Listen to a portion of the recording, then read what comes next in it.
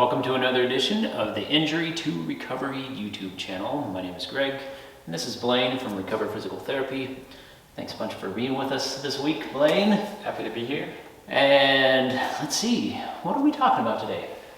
Common running injury, shin splints. Ah, yes, the good old shin splints. And I think we have talked about this before, but man, I've had a lot of friends that have dealt with this one.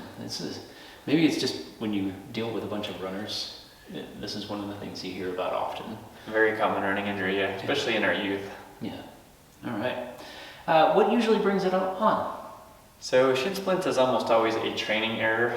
It's usually increasing the mileage too soon, too quickly. So the most common scenario is, cross-country season begins or track season begins, and these young athletes haven't been conditioning prior to the season beginning. Yeah. And then the coaches maybe push the mileage too quickly, too soon.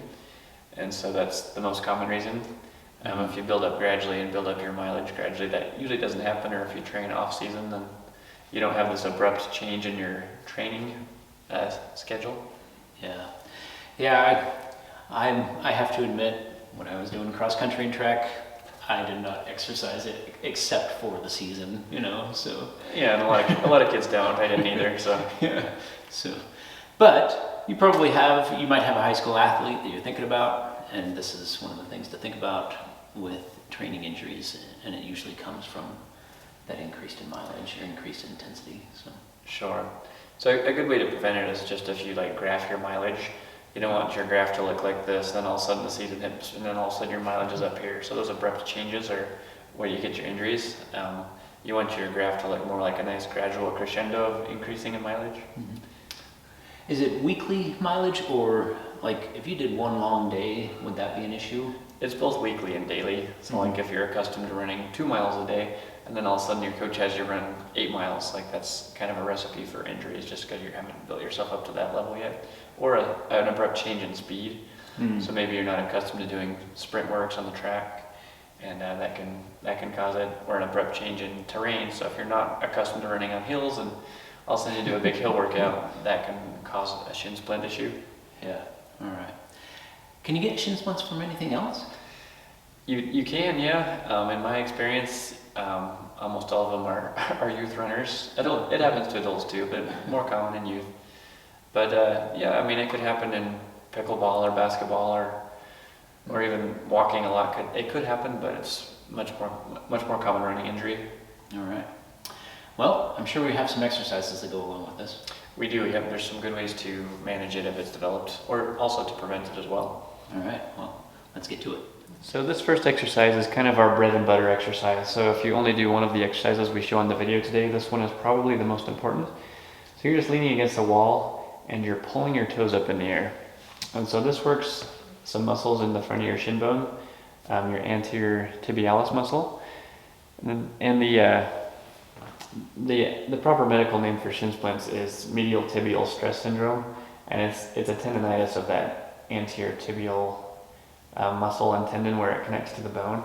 It gets stressed out and there's little micro tears and tendonitis in there.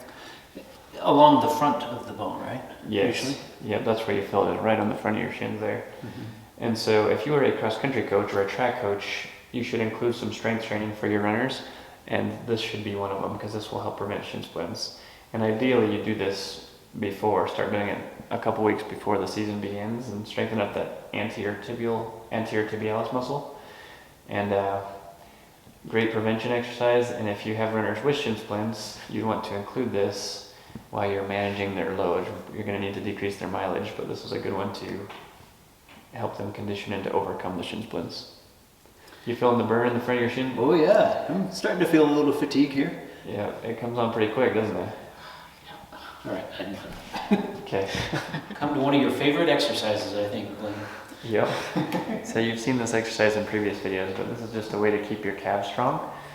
So you can start out doing this with both legs if you need to, and as you get stronger you can advance to just one leg, but obviously it's more challenging with just one leg. But and you've noticed Greg has alternated between doing some bent knee calf raises and some straight knee calf raises. So that's going to hit both of your calf muscles, and having strong calves is a good way to help prevent shin splints. Having strong calves is also a great way to improve athleticism and power which is important for cross-country runners. So this next exercise is a foam rolling technique. It's rolling out that anterior tibialis muscle. So this is a good one to do after a workout, after a run. And so you want to be kind of careful. You can kind of see how Greg has his foot rotated inward there, and then exposes that anterior tib muscle so that you're actually going over the muscle and not just your shin bone, because it can be a little bit painful to run over the shin bone, but if you rotate your foot inward, it hits the muscle and not the bone. And so this is just a real deep tissue kneading technique, and works out those shin splints, those tendons, and that anterior tib muscle that need to be worked out after a workout.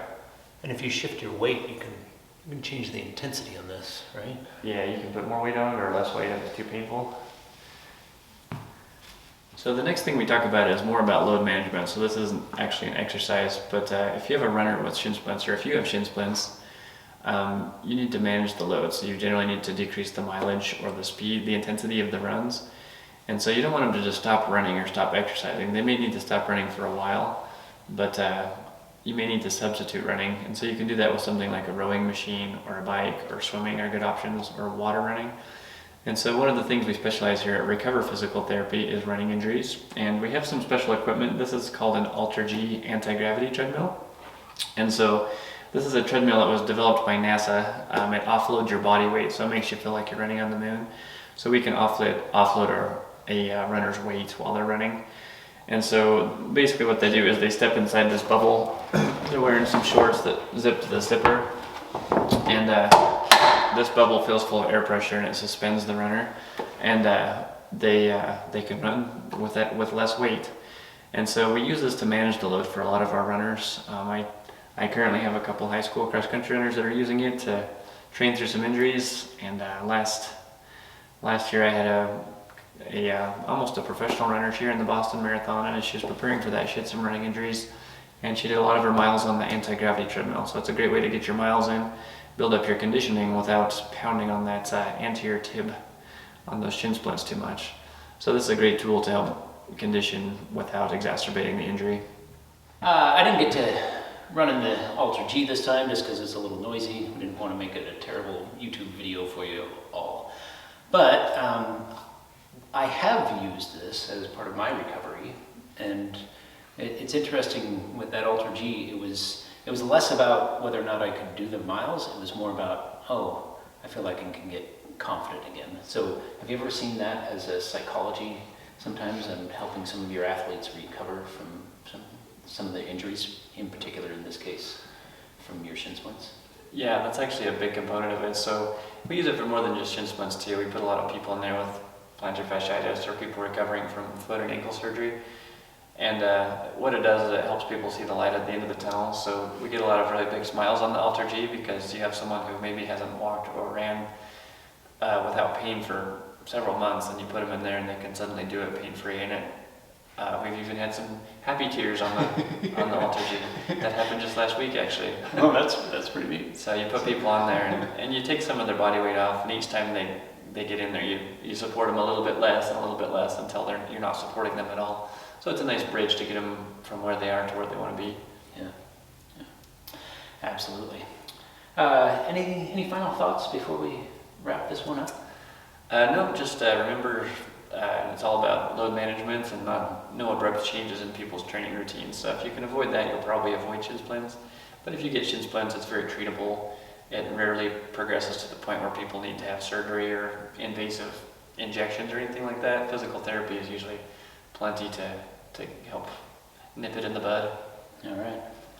Condition those shins, and we won't even have to worry about it in the future. So that's the goal. All right. Thanks a bunch for watching. We'll catch you next time. Thank you.